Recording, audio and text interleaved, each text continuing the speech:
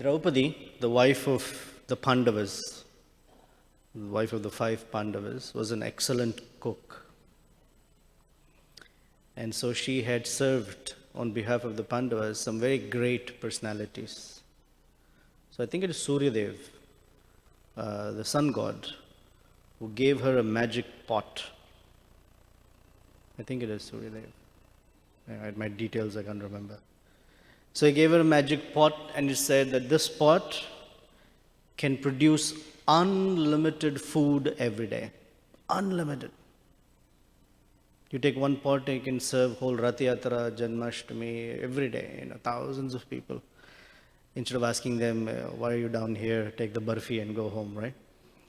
So, but there was a condition that the pot will stop producing as soon as Draupadi ate her meal. Because she is the hostess. As long as she hasn't eaten, it can feed unlimited people. Once she has eaten, it will stop for that day. So when the Pandavas were in the forest, they had a lot of guests, even in the forest. They didn't have a home, but they had a lot of guests, and they would feed. And forget about guests, even in the household, to feed the household was no ordinary matter, because they had Bhima in the family. You know about Bhima? Bhima is there are 5 brothers, you know the 5? Yudhishthir, Bhima, Arjuna, Nakula and Sahadev. So among these 5, Bhima had the most voracious appetite. He had the strength of 10,000 elephants, and he could eat equal to about 1,000 people or 10,000 people every meal, and he would feel hungry very quickly. So imagine in the forest how you can get so much food. So they would travel from village to village or collect food, and Kunti Devi and all, they would collect a heap. If any one of us has to eat, we get 4 or 5 chapatis, we're good enough for that meal. But they would collect a heap like this. And Kunti, the mother, would portion half of it and give it to Bhima. And from the other half, all the other 6 ate it. The 4 other brothers and the 2 ladies. And Bhima would eat his half and say, what is this, fasting time or what? I want something more to eat. So he was so hungry. So this pot produced unlimited food. So there is this great sage, Durvas Muni. You heard of Durvas Muni recently? In the beginning of a few chapters ago, where he gave this garland to Indra. That's why, okay, let's rewind. You know why Lord Brahma is offering these prayers to the Supreme Lord? Because all the demigods have come crying to him that they have lost the battle with the demons. And the reason they've lost the battle with the demons is because their king Indra has disrespected a great Brahmin called Durvasa. Durvasa gave him the deity garland from Vaikuntha, and Indra was sitting on an elephant, arrogant, and said, let my elephant take the garland, put it around the elephant. The dull elephant put it on the floor, trampled on it and walked away. The deity garland. So Durvas Muni became very upset and said, you rascal, what kind of treatment of Mahaprasad is this? So by that curse or that misbehavior, Indra lost all his power. And so the demons attacked and took over his kingdom. So they all cried to Lord Brahma, who's now praying to Lord Vishnu. So Durvasa Muni is a very special Brahmin. He can be very pleased and he can be very angry like that. You never know which side of the bed he gets out of. So Durvasa Muni, he was visiting Duryodhan in Hastinapur. And what Duryodhan did is received Durvasa Muni very nicely, offered him very nice food, and he and his 60,000 disciples, they're all traveling together. And after lunch, when they were sitting together, Duryodhan was glorifying Draupadi's cooking skills. Like we say, Manoj makes awesome cookies.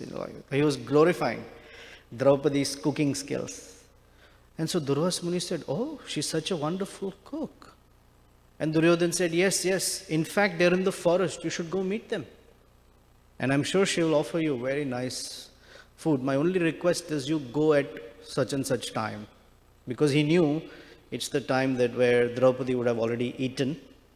They would not be able to produce food for 60,001 people, and that Durvas Muni would curse them. That was the whole plot. So like planned, suddenly one day, there's a knock on the door. Yudhishthir Maharaj opens the door, and there's Durvas Muni with 60,000 followers saying, "We're very hungry. Can you feed us?" And Yudhishthir Maharaj said, "Of course. Why not? Please take your bath in the river and come back. We'll have lunch ready for you." As soon as they turned, Yudhishthir was like, how do I feed these people? He was so nervous because Durvasa Muni, right? So he ran into the kitchen and told Draupadi, 60,000 plus one. Cook lunch, please. She said, "Oh no, even the magic pot cannot produce any more food because I've eaten from it now. So there's no way. What to do?" So what would a devotee do? What would a devotee do? Appeal to the Lord for help. So she said, "Krishna, what do I do?" Just because for Draupadi it's such a habit to call out to Krishna. She said, "Krishna, what can I do?" And the next thing she hears is a knock on the door. She opens the door. There's Krishna standing at her door. Now they are in the forest somewhere in the middle of India. Krishna is in Dwaraka, which is the western tip of India. And so Krishna, it's described, was not properly dressed, and he was panting because he had run. As soon as Draupadi said, "Krishna," he ran to help her. He says, "Krishna, you're here. What can I do for you?" "Draupadi, I'm very hungry." Draupadi said, "My gosh, I can bear the curse of Durvas Muni, but not feeding you? That's even worse. Why are you making it so difficult for me? I'm struggling because I can't produce any food, and now you want to also eat." So Krishna said, "I heard you have this magic pot. Bring it.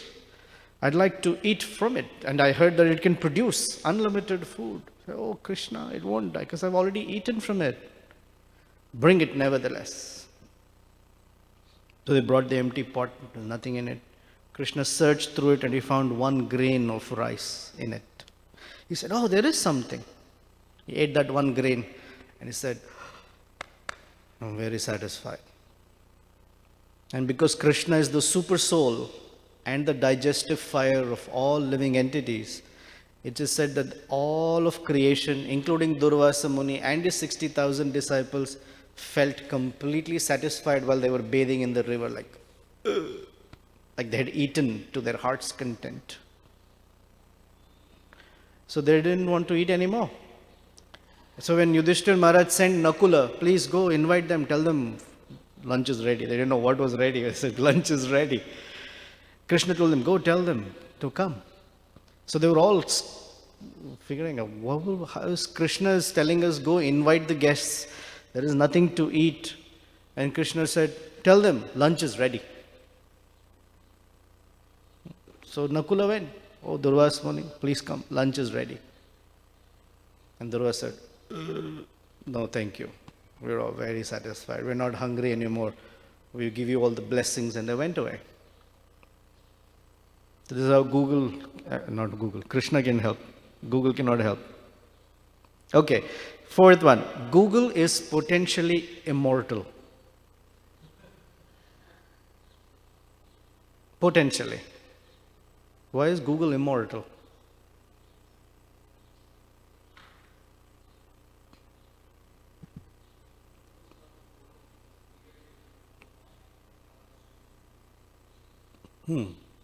But why is Google immortal? Because not a physical person that you, Nainam Chindanti Shastran. You heard Bhagavad Gita? You cannot be cut by any weapon. Nainam Dahati Pavaka. You cannot burn Google. You cannot moisten it with water. You cannot wither it by the wind. So Google in that sense is not material. It's not a person. So they say Google is immortal. But what is our refutation of it? One is, if all humanity stopped using Google, it would die. Okay, that's good one. What else?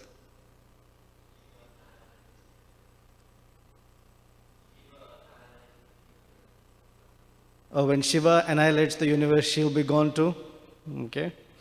Okay. What else?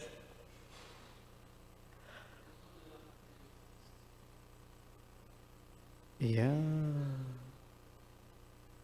Google was born recently in the Bay Area.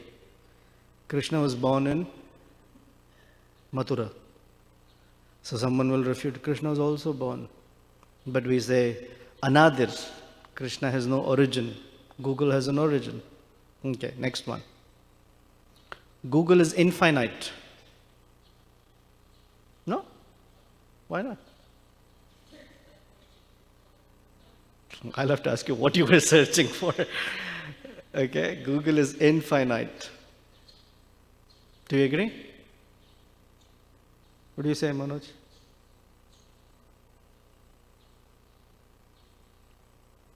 No. No. Why is Google finite?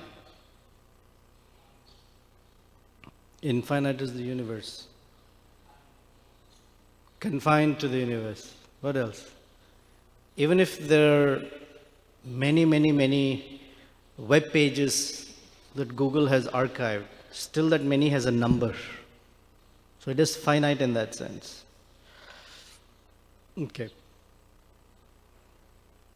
Google remembers all.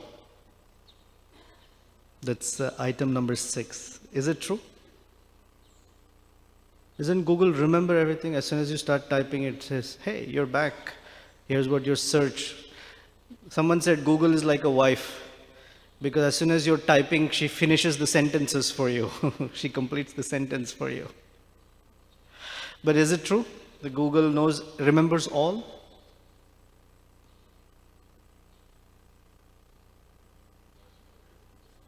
Unless you erase the history. But what Google has done is it has cached every web page that is in existence. Every web page is cached. So as soon as you type, it can retrieve it. So, does it remember all? Does Google remember that living entity who's now in a pig body or a cockroach body as to what they were doing previous life? No. So Google does not remember all. Google remembers a lot, but not all. Okay, next one. 7. Google can do no evil. So it is omnibenevolent. Can Google do any evil? If you type in, how do I make a bomb? Will Google say, I don't think it's a good idea?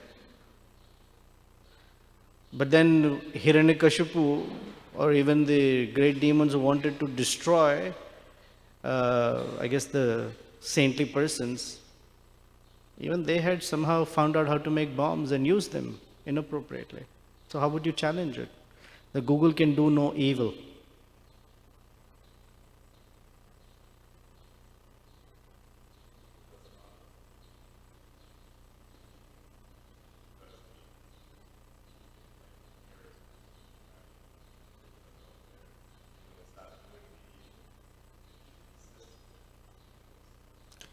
So there are some refutations against.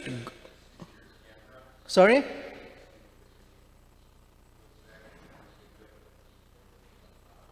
You have to speak up loudly. Routing numbers, IP addresses and whatnot. So it can do evil or cannot do? I don't believe that it can do evil because of the fact that it's monitored. So if somebody's looking up a bomb, a Google Chrome hacker can get on their webcam and actually see the person's face who's looking up. Okay, if I put up So a then they makeup can of go a to woman their and then local search for a bomb. authorities, Interpol or whatever can go to local authorities and then... Okay. I remember the case of the one guy, he had like 50 gallons of cyanide and a whole bunch of other things. And they waited, they let him gather everything, and then they arrested him. All right, come back, Marcel. There's a refutation against God also. Prabhupada would sometimes joke that a merchant, when he would be closing his shop at night, he would pray, my dear Krishna or God, please don't let anyone hack into my store. and rob anything. And parallelly, somewhere else, a thief is praying, "Oh, my dear God, please let some store be, not so secure that I can break into and steal and feed my family." He says that's why God's always in dilemma, because two people are always offering opposite prayers. And Krishna says, "Ye yatha mam prapadyante," whoever approaches me in whatever mood, I reciprocate. If Jordan felt like slapping me, it wouldn't be evil, it's actually a good thing, but then no one's going to stop him. Krishna can sanction it. In fact, more people would support it, but anyway. So Krishna, someone can say, "God made me do it." What's our refutation? A lot of people will do something and say, "I did it in the name of God, because God asked me to do," and it's maybe evil, or no one stopped me. What would our refutation be?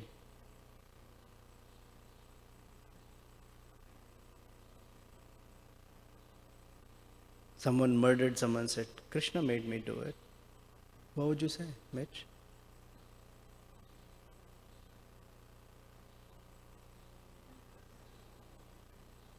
What? Could that person prove that? How did Krishna tell him? I don't know. Said, "Krishna told me, came in my dream and told me to commit this crime or do this bad thing or whatever."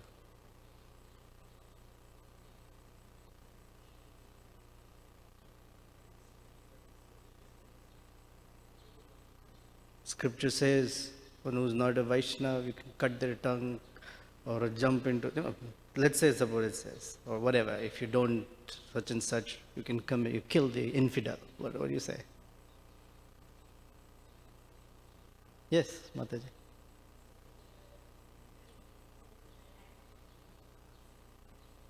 Because there is something called free will.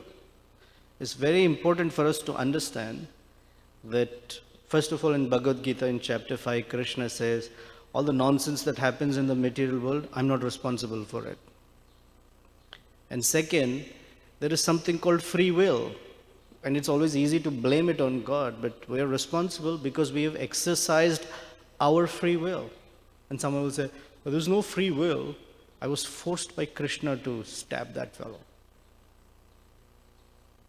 Say, "All right, because you heard Krishna, then you have to take the punishment." Right? Because there is free will. There's volition from our side as well. Because we always had the choice to not do so. We have the intelligence to understand when not to do it.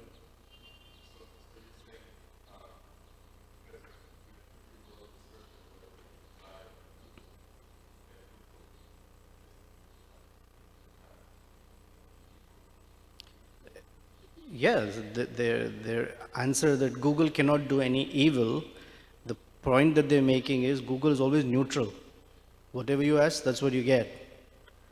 But Google's neutrality, is it universally applicable? In one sense, yes, because Google is an inanimate object. Google's not conscious. This phone is neutral to anyone and everyone, whether it is a very learned person or a thief on the road or man or woman or happy or sad. This phone doesn't distinguish. So it's neutral. But that doesn't make this God, because it is neutral. So the point only is about neutrality here.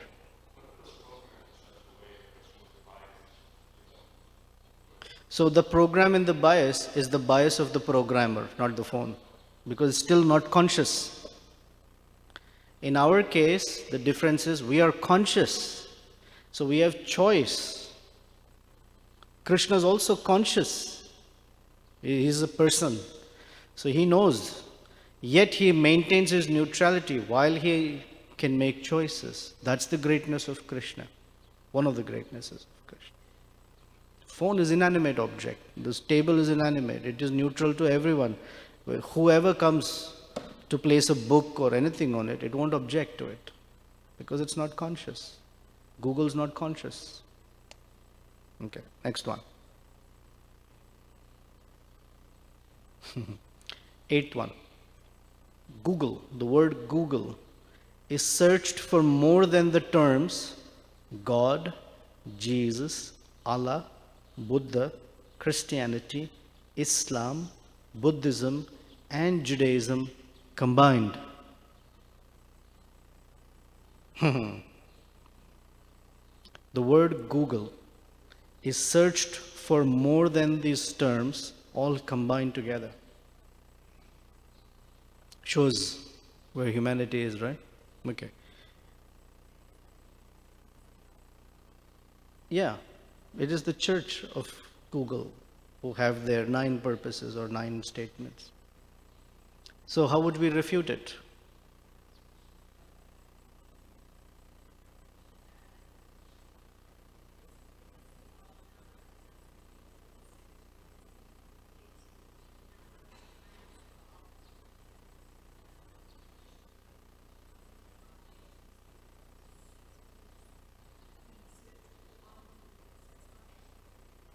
Yeah, it's not.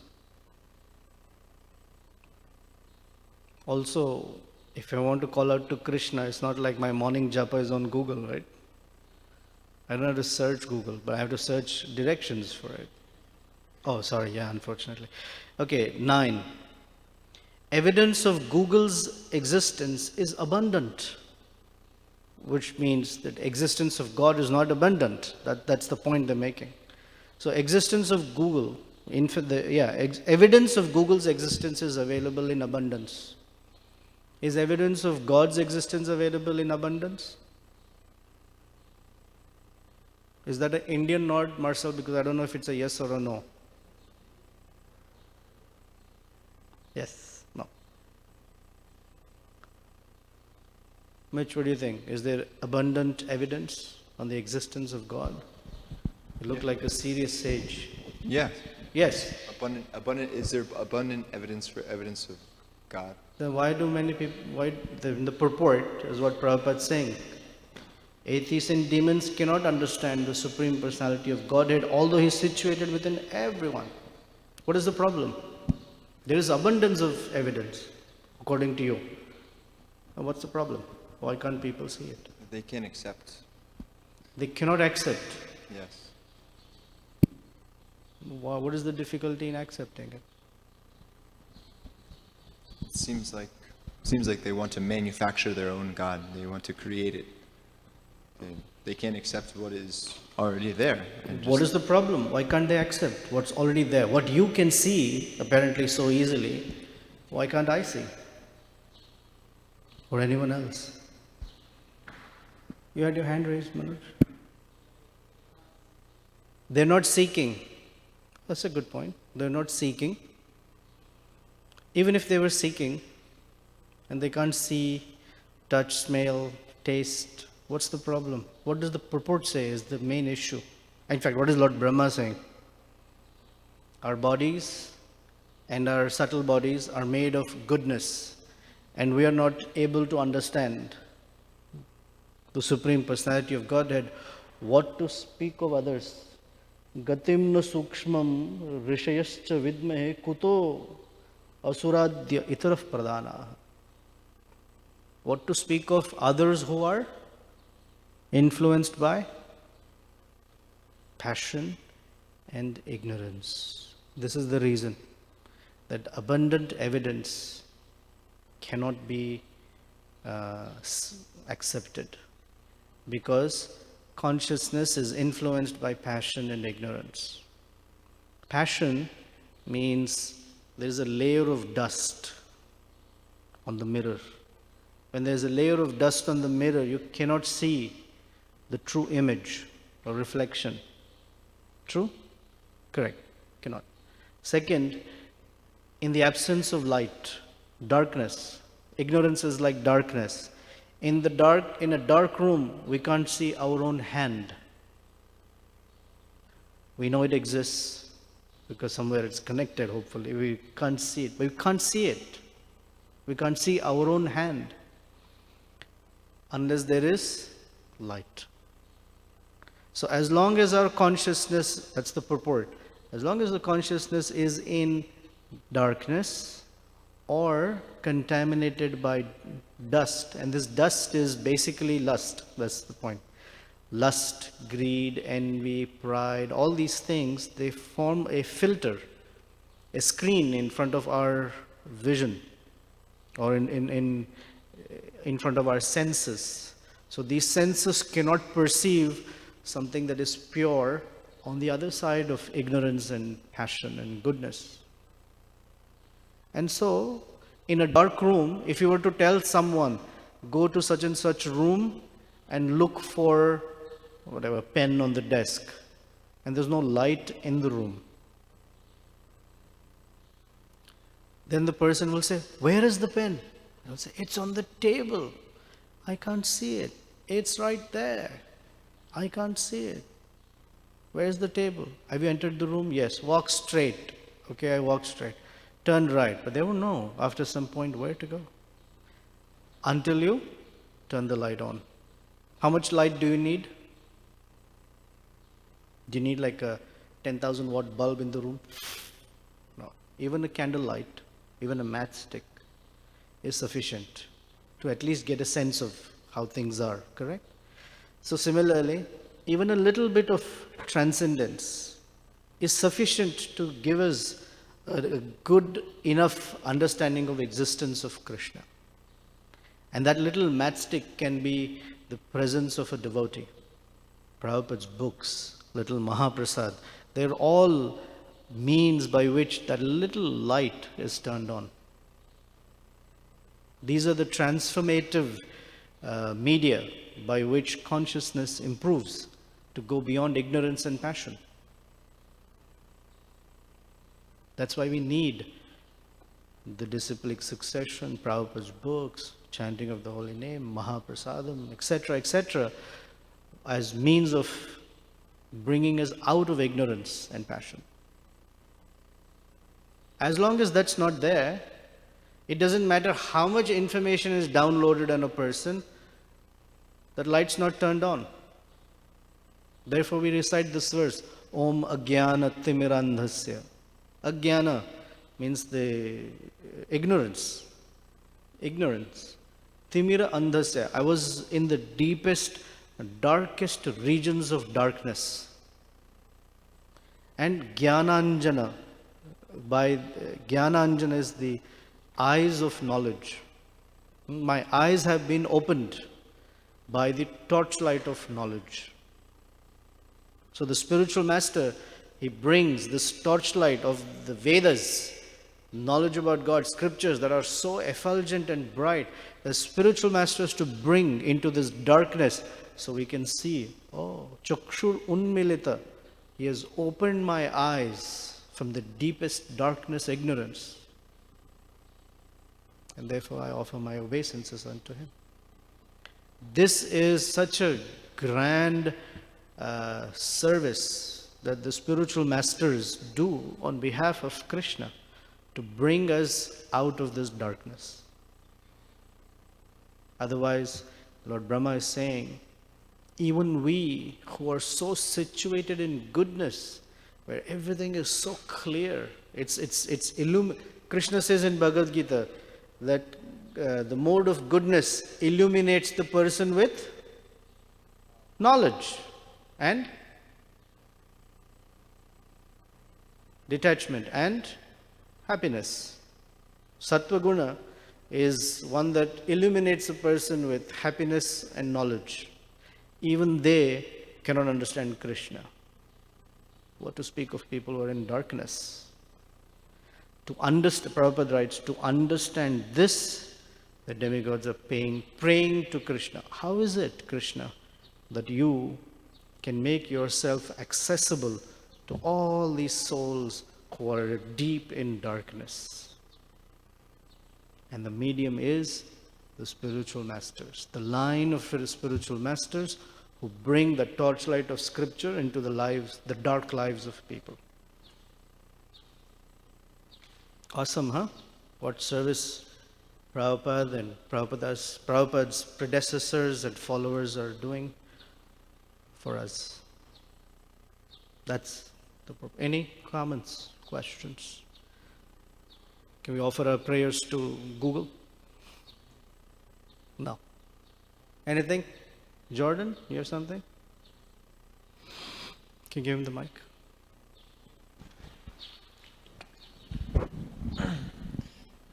I just have a question directly relating to the verse. The last words, pradana, although they are leaders of their own societies, but in the translation, Prabhupada doesn't put that in there, about that. So I'm wondering how we can understand when we look at the word for word. This happens for, every once in a while, where there's a difference in the word for word than Prabhupada's translation.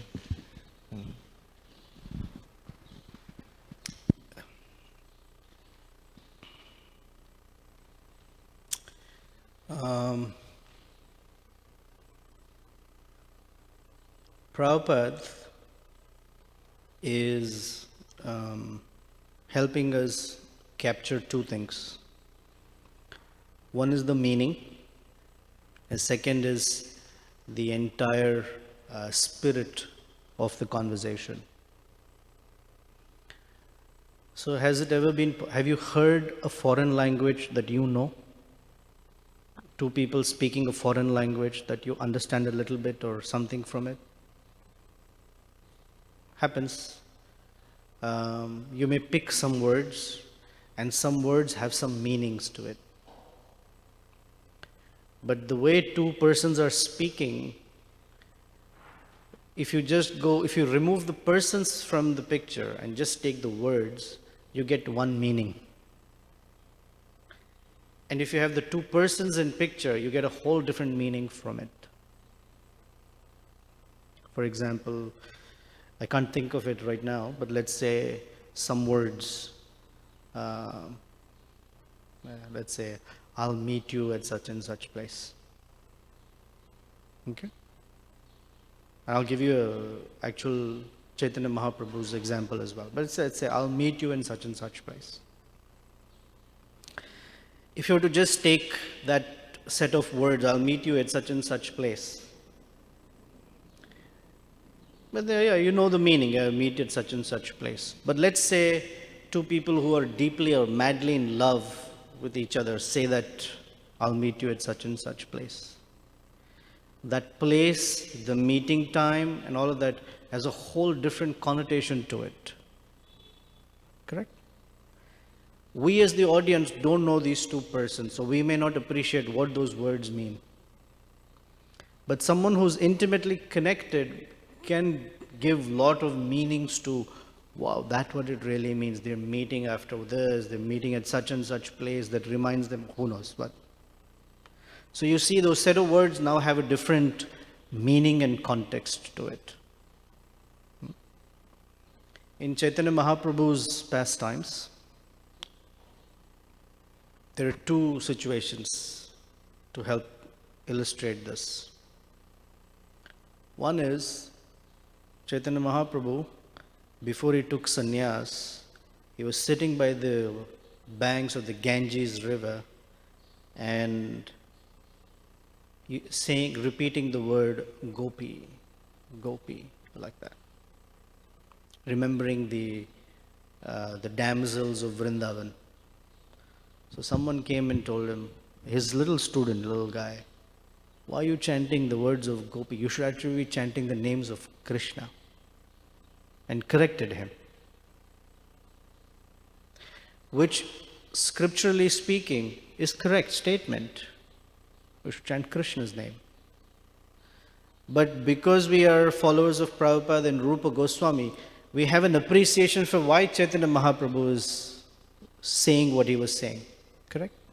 Which otherwise we wouldn't understand. You go forward in the pastimes of Lord Chaitanya Mahaprabhu. One day, Lord Chaitanya took a bath, I think in the Ganges or somewhere, walked out, and he was reciting like 2 lines of a verse that are seemingly very mundane. It was about a boy, actually about a girl, who went to the place where she and her boyfriend would meet often. But he was not there, so she was saying something. It's no fun. Like suppose a boy and girl go to a certain movie together, and it was a favorite movie or song, and then they're not together and they hear the same song. It's not the same fun anyway, because you were not there. So this girl is saying something like that, and Chaitanya Mahaprabhu is repeating these two lines, that I was sitting under the tree by the banks of the river, the breeze was blowing, but it was no fun because you were not there. A very mundane set of words. And everyone's like, what's Chaitanya Mahaprabhu saying? They couldn't fathom it. But he was only saying the first two lines, whatever, because a verse is 4 lines, right? So it has 32 syllables, at least. So Rupa Goswami, who heard it, sat down and wrote the other 2 lines on a palm leaf. And everyone saw it and they were shocked. Like, how did Rupa Goswami know what was going on in Lord Chaitanya's mind? Because the words he was using was so mundane, seemingly mundane. And so they took that verse to Chaitanya Mahaprabhu. He saw it and stuck it on the roof of his hut and walked in. And Sarup Damodar Goswami said, Rupa Goswami has understood your heart. And Chaitanya Mahaprabhu said, yes, he has, because he has received my full mercy. The other 2 lines are describing that this is what Srimati Radharani is saying when she visits Vrindavan, or she is moving through Vrindavan and Krishna is not there anymore. So the same Kadamba tree, the same cool breezes of Vrindavan, the full moon night, the Yamuna has no meaning, doesn't have the same charm as it did when you were with me. So you have to know the meaning behind. So sometimes literally some words are there, and Prabhupada gives us both the meaning and the spirit of things behind. Because Prabhupada has access to something that we don't have beyond the transliteration. Does that help in any way? So in this case, he didn't say that these are the great leaders of the atheistic kind. Pradhana means that the leaders are big guys. But it's included in it that they are influenced by passion and ignorance. So even if they are so-called atheists, and it says who are insignificant in their bodily constitution because of passion and ignorance, how can they understand Krishna? I don't know if I over-answered your question, but it's not just the literal meaning, but another way is to say it is, just because we know English, is it easy to understand a book on physics? It's in English language. We can read it. It has certain words. We know the words. But we don't understand the laws of physics just because we know English. Someone who knows physics has to help us. It's in that spirit.